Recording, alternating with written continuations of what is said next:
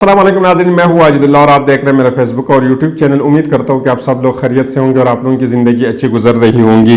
नाज़रीन किराम, पाकिस्तान के 4 अहम तरीन ज़िलों का सर्वे आ चुका है। मैं आप लोगों के सामने ये सर्वे रखूँगा कि आखिर इस सर्वेज़ में क्या कुछ हो रहा है और कौन सी पार्टी जो है ना वो टॉप पोजीशन पर है।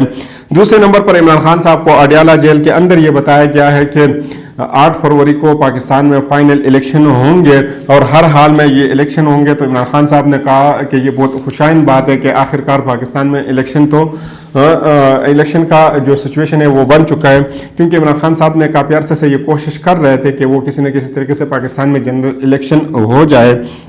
अंदर इमरान खान साहब ने अपने नौजवानों के हवाले से एक पैगाम भेजा है और ये पैगाम उन्होंने जेल के अंदर से ही भेजा है। उन्होंने कहा कि मेरे नौजवानों, पूरी तैयारी पकड़ ले, क्योंकि ये इलेक्शन नौजवानों का इलेक्शन है। 1 करोड़ नए नौजवान तकरीबन 2024 में इंदिराज कर चुके हैं।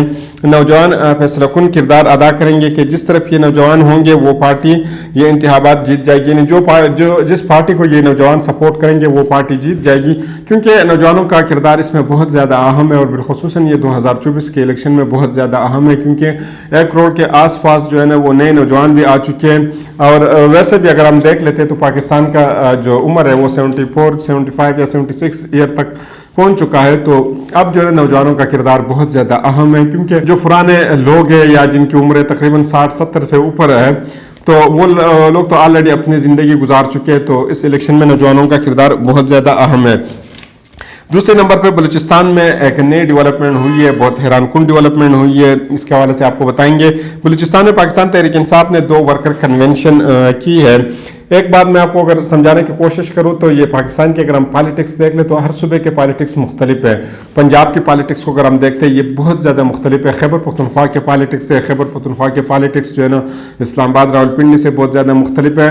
और फिर यहाँ के जो सिचुएशन है या पॉलिटिक्स है वो सिंध से मुख्तलिफ है, सिंध के बलूचिस्तान से। और बलूचिस्तान की अगर हम बात करें तो वहाँ पर तो बहुत ज़्यादा मुख्तलिफ जो है ना पॉलिटिक्स के डायनामिक्स है। ये जो है ना पाकिस्तान में जो है ना एक जैसे पॉलिटिक्स या पॉलिटिकल सिचुएशन नहीं है। हर सूबे के अपने अपने डायनामिक्स है, वहाँ पे अपने सिचुएशन है, फिर वहाँ पे बरादरी है और मुख्तलिफ चीज़ों के जो है ना वहाँ पे चीज़ें उसमें शामिल है। लेकिन बलूचिस्तान में 2 वर्कर कन्वेंशन हो चुके हैं, एक पशीन में और एक हरनाई के अंदर।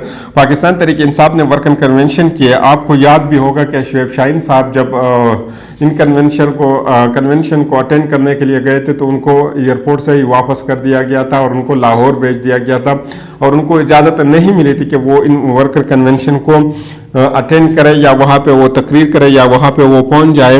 लेकिन जो लोकल वहाँ के जो इंतज़ामिया थी या लोकल लीडरशिप और ख़ुसूसन एक नौजवान लड़का सालार ने ग्राउंड पर बहुत बड़ा काम किया है और उन्होंने बहुत ज़बरदस्त किस्म के वर्कर कन्वेंशन किए।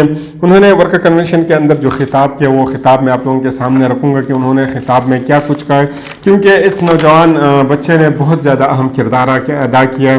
उन्होंने बलूचिस्तान के अंदर बहुत काम किया और PTI को बहुत ज़्यादा एक्टिवेट किया। वहाँ पर नौजवानों का जो जहन साजी है उन्होंने की है। सालार ने बात करते हुए कहा है कि चीफ जस्टिस साहब डिप्टी कमिश्नर की जानिब से इलेक्शन कैंपेन रुकने के लिए जारी कानूनी कार्रवाइयों का नोटिस लेगा। यानी उन्होंने एक सवालिया निशान उठाया। ये भी बहुत ज़्यादा अहम है, क्योंकि इस बात पे जो है ना सोचना चाहिए। फिर आगे उन्होंने मजीद कहा कि कल रात हमारी पार्टी के सीनियर रहनुमा मलिक अब्दुल वारी के काकड़ के घर पर चापे मारे गए हैं। एक चापा नहीं, बहुत से चापे मारे गए हैं और इनको डराया धमकाया गया है। ये फिर जो है ना अगर आप उधर की बात कर ले तो ये एक तो ये कबायली लोग हैं और दूसरा ये पश्तून है। तो ये पश्तून कौम की रिवायत में नहीं है, क्योंकि आप रात को नहीं बल्कि दिन को भी ख़वातीन के ऊपर आप छापे नहीं मार सकते। ख़वातीन की आपको कदर करनी पड़ती है। अगर आप पश्तून माशरे में या पुख्तून किसी भी माशरे में आप रहते हैं या वहाँ के सारी चीज़ें देखनी पड़ती है। उन्होंने कहा कि ये कौन सी इंसानियत है, क्योंकि हम तो कबायली लोग हैं और ये सब हमारी रिवायत के ख़िलाफ़ है।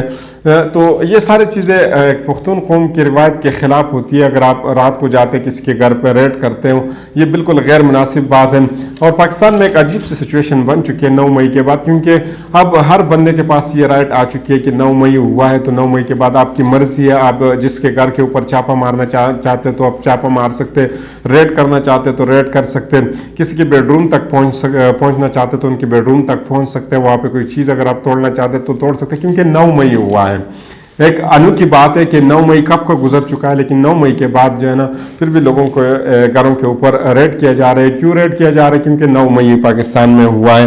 ایک عجیب چیز ہے, سمجھنے سے باہر ہے, لیکن پھر بھی جو ہے نا یہ پاکستان میں آخر کیا کچھ ہو رہا ہے. پھر اوریہ مقبول صاحب نے بھی ایک ٹویٹ کیا ہے, بہت زیادہ اہم گفتگو انہوں نے کی ہے. اس ٹویٹ کے حوالے سے میں آپ کو اگر بتاتا جاؤں کہ انہوں نے لکھا ہے کہ جب ذوالفقار علی بھٹو صاحب نے 1977 کے الیکشنوں میں ڈپٹی کمشنرز کو ڈسٹرکٹ ریٹرننگ آفیسر لگایا تو تمام سیاسی پارٹیوں نے کہا کہ اس نے دھاندلی کی بنیاد رکھ دی ہے, جس کے نتیجے میں ایسے ملک گیر تحریک چلی جو بھٹو صاحب کو لے ڈوبی, یعنی بھٹو صاحب کی سیاست کو وہ ختم کر چکی ہے. 46 سال بعد جسٹس فائز عیسیٰ صاحب نے پھر یہ بنیاد رکھی, اللہ خیر کرے. یہ اوریہ مقبول جان صاحب, آپ جانتے بھی ہیں کہ اوریہ مقبول جان صاحب جو ہے نا ایک سینئر, آپ بیوروکریٹس بھی تھے لیکن وہ ایک سینئر جرنلسٹ ہے پاکستان کے, اور ایک اچھے جرنلسٹ مانے جاتے ہیں, اور بالخصوصاً وہ اسلامک پوائنٹ آف ویو جو ہے نا بہت اچھا رکھتا ہے, اور اسی کے اوپر وہ گفتگو کرتے ہیں. بلوچستان کے ورکر کنونشن میں جلسے سے بھی تقریباً زیادہ لوگ آئے تھے, اور اس جلسے اس ورکر کنونشن کو جب آپ دیکھتے تو آپ کو یوں لگتا ہے کہ آپ کسی جلسے کی تصویر وغیرہ دیکھ رہے ہو. اب آتے ہیں وہ 4 ضلعوں کے سروے کے اوپر, جو شروع میں ہم نے آپ کو کہا تھا کہ وہ سروے آ چکے ہیں, اور ان کے حوالے سے ہم آپ کو بتائیں گے. لدھرا کے اندر لدھرا ضلع لدھرا کے اگر ہم بات کر لیں تو وہاں پہ 2 نیشنل اسمبلی کی سیٹیں اور 5 صوبائی اسمبلی کی سیٹیں. وہاں کی اگر ہم بات کر لیں تو پاکستان تحریک انصاف 59% کے ساتھ پہلے نمبر پر ہے, 21% کے ساتھ مسلم لیگ نون جو ہے نا دوسری نمبر پر ہے, اور باقی جو پارٹی ہے وہ 20% کے ساتھ تیسری نمبر پر ہے. پھر اگر ہم وہاڑی کی بات کر لیں تو وہاڑی کا بھی سروے آ گیا ہے, 4 نیشنل اسمبلی کی سیٹیں اور 8 صوبائی اسمبلی کی سیٹیں. وہاں پر بھی پاکستان تحریک انصاف 54% یعنی 44% کے ساتھ پہلی نمبر پر ہے, مسلم لیگ جو ہے نا 28% کے ساتھ دوسری نمبر پر ہے, اور باقی جتنے ادرس پارٹیز ہے تو وہ 18% کے ساتھ تیسری نمبر پر ہے. آگے چلتے ہیں اور آپ کو ہانیوال کے حوالے سے بھی بتاتے ہیں. ہانیوال میں 4 نیشنل اسمبلی کی سیٹیں اور 8 صوبائی اسمبلی کی سیٹیں ہیں. یہاں پر بھی سچویشن یہی ہے کہ 60% کے ساتھ پی ٹی آئی پہلی نمبر پر ہے, 24% کے ساتھ پاکستان مسلم لیگ نون دوسری نمبر پر ہے, اور باقی جتنے بھی پارٹیاں وہ 16% کے ساتھ ہے, کیونکہ پنجاب جو ہے نا نون لیگ کا گڑھ تھا, اور اب جو ہے نا یہ پی ٹی آئی کا گڑھ بن چکا ہے, اور باقی جو پارٹیاں ہیں وہ یہاں پہ اتنے زیادہ مقبول نہیں ہے. استحکام پاکستان پارٹی کی اگر ہم بات کریں تو وہ ابھی نہیں بنی ہے, تو ان کا بھی اتنا زیادہ ہولڈ نہیں ہے پنجاب میں. اور اگر ہم مسلم لیگ خواب کی بات کر لیں تو وہ بھی ایک خاص یعنی محدود علاقے تک جو ہے نا وہ محدود ہے. پھر اگر ہم شیخ پورہ کی بات کر لیں تو اس کا بھی سروے آ چکا ہے. شیخ پورہ میں 4 نیشنل اسمبلی کے سیٹیں, 8 صوبائی اسمبلی کے, وہاں پہ بھی 8 صوبائی اسمبلی کے. وہاں پہ بھی جو پی ٹی آئی ہے وہ 56% کے ساتھ پہلی نمبر پر ہے, پاکستان مسلم لیگ نون جو ہے نا 28% کے ساتھ دوسرے نمبر پر ہے, اور باقی دیگر جو پارٹی ہے وہ 16% کے ساتھ تیسرے نمبر پر ہے. پاکستان میں ابھی جو 2024 میں الیکشن ہونے یہ بہت زیادہ مختلف ہوں گے, کیونکہ جو بیک گراؤنڈ میں یا گراؤنڈ میں ہم دیکھ رہے تو پاکستان تحریک انصاف جو ہے نا وہ جو ہے نا مسلسل ہمیں نظر آ رہا ہے. جتنے بھی سرویز وغیرہ آ رہے ہیں تو اس میں پتہ چل رہا ہے کہ پاکستان تحریک انصاف کی جو پوزیشن ہے وہ پہلی نمبر پر ہے.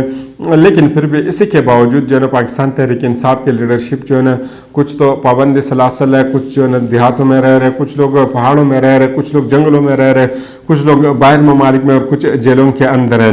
تو یہ جو 2024 کا الیکشن ہے یہ نوجوانوں کے اوپر بہت زیادہ انحصار کرے گا.